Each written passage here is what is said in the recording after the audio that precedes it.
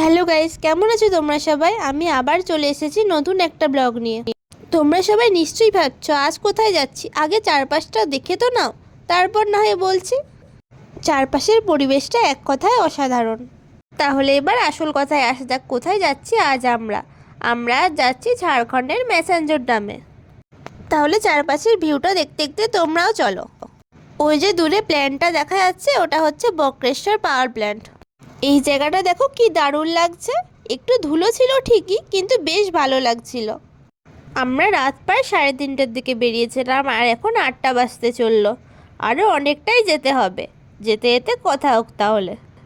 এই তো আমরা ঢুকে গেছি পাহাড়ের রাজ্যে, আর একটু পর থেকেই পাহাড় দেখা শুরু হয়ে যাবে।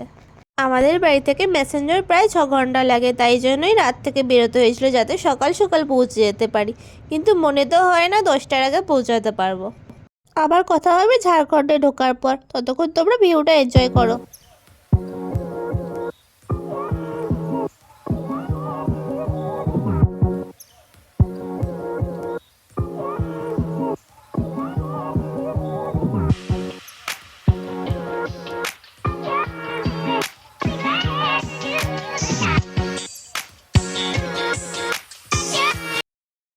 আমরা ফাইনালি ঝাড়খণ্ডে ঢুকে গেছি, আর চারপাশের ভিউটা একদম চেঞ্জ হয়ে গেছে। খুব সুন্দর লাগছে চারপাশটা দেখতে। চারপাশে গ্রিনারি দেখে চোখটা জুড়িয়ে গেল, এত সুন্দর লাগছিল চারপাশটা দেখতে। আর ওই যে দূরে ছোট ছোট পাহাড়ও দেখা যাচ্ছে। সকাল সকাল পৌঁছাতে পারলে আরও সুন্দর দৃশ্য দেখতে পারতাম। এখন তো রোদ উঠে গেছে, প্রচণ্ড কড়া রোদ উঠেছে। ওই যে সামনের রাস্তাটা উঁচু হয়ে গেছে, আর এই দেখো দূরে কত পাহাড় দেখা যাচ্ছে, ছোট ছোট কুয়াশায় ঢাকা, কিন্তু খুব সুন্দর লাগছে দেখতে।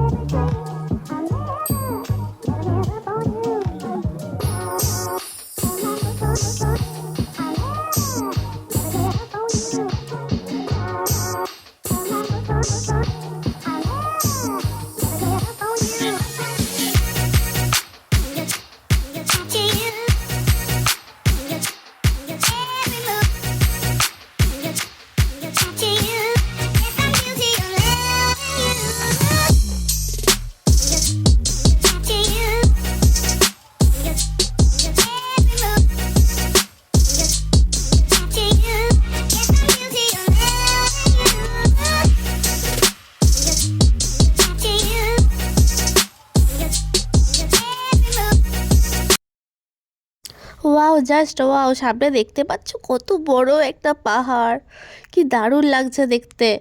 দাঁড়াও আরেকটু কাছ থেকে তোমাদের দেখাবো। এই পাহাড়গুলো পুরো ঘন জঙ্গলে ঘেরা, দারুণ লাগছে দেখতে। এগুলোর ওপরে ওঠা যায় কিনা সেটা জানি না অবশ্য। পাহাড়টাকে কত কাছে আছে বলে মনে হচ্ছে না, তবে এটা আসলে অনেকটাই দূরে আছে। ও পাশটাও তোমাদের একটু দেখিয়ে দিই, দেখো ওই দিকেও দূরে একটা বড় পাহাড় আছে। এতটা রাস্তা আসার পর ফাইনালি আমরা আমাদের ডেস্টিনেশনে পৌঁছে গেছি। মাত্র আর কিছুক্ষণ অপেক্ষা, তারপরেই আমাদের চোখের সামনে থাকবে ম্যাসাঞ্জোর ড্যাম। তোমরা দেখে বুঝতেই পারছো যে আমরা পৌঁছে গেছি। এরপর এখন একটু রেস্ট নেওয়া হবে, তারপর উপরে যাওয়া হবে। তোমাদের যদি ভিডিওটা ভালো লাগে তাহলে প্লিজ লাইক, কমেন্ট, শেয়ার আর সাবস্ক্রাইব করে দিও। মনে করে কিন্তু সাবস্ক্রাইব করে দিও। এখন আমরা উপরের দিকটায় যাচ্ছি। উপরের দিকটা বেশ খাড়া আছে, উঠতে বেশ কষ্ট হচ্ছে। শীতকালে প্রচুর মানুষ এখানে পিকনিকে আসে, বাসে, তারপর গাড়িতে করে। এখনও অনেকে এসেছে, তবে খুব বেশি নয়। এরপর থেকে আরও বেশি লোক আসা শুরু করবে। তাহলে কথা একটু কম বলে চলো উপরে যাই। উপরে গিয়ে আবার কথা হচ্ছে। ওই যে নিতে জলের স্রোত দেখতে পাচ্ছ, কি সুন্দর লাগছে না ওই জায়গাটা দেখতে। ওপরে চলে এসেছি, এবার চারপাশটা তোমাদের একটু দেখিয়ে দিই। এই দেখো এইদিকে নদী, এটা হলো ময়ূরাক্ষী নদী। তোমরা দেখতে পাচ্ছ জলটা কত সুন্দর, কত পরিষ্কার জল। আর ওই দেখো দূরে কুয়াশা ঢাকা পাহাড়। এই নদীতে বোটিংয়েরও ব্যবস্থা আছে, পার পার্সন 100 টাকা করে। এবারে আর বোটিং করবো না, শুধু পরিবেশটাই দেখবো। এই দেখো জলটা, ওই যে তোমাদের ওইখানে দেখাচ্ছিলাম না জলটা, ওই জলটাই এটা। মোট কথায় এখানকার পরিবেশ এক কথায় অসাধারণ, কোনো কথা হবে না। চারপাশটাই সবুজে ঘেরা, তার সাথে কুয়াশা যেন এটাকে একটা বহুময় রূপ দিয়েছে।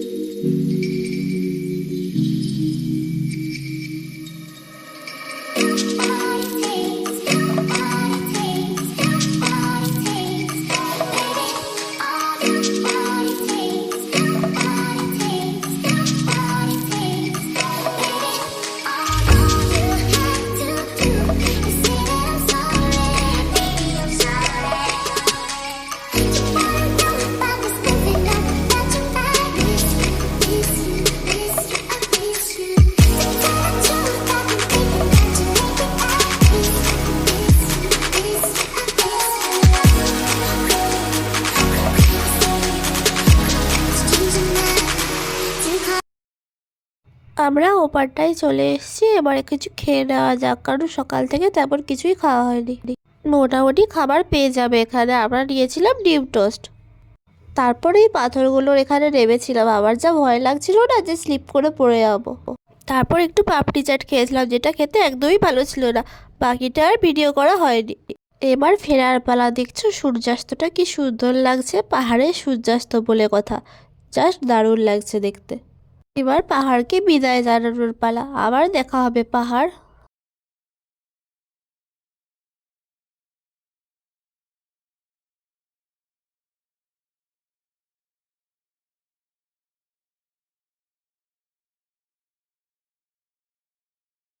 বাই বাই প্যাসেঞ্জার ডাব, আবার দেখা হবে। একটু পরেই সন্ধ্যা নেমে যাবে, তাই আলো থাকতে থাকতে যতদূর যাওয়া যায় ততদূর চলে যেতে হবে। বিকেল হওয়ার সাথে সাথে এখানে মেলা বসে, সাথে ছোটোখাটো বাজারও বসে, যেগুলো আর দেখা হলো না, কি আর করা যাবে। আজকের মতো এইটুকুই, আবার দেখা হবে নতুন কোনো ব্লগ নিয়ে। ভালো লাগলে অবশ্যই লাইক করে দিও আর কমেন্ট করে জানিও তোমাদের নতুন কী ভিডিও চাই।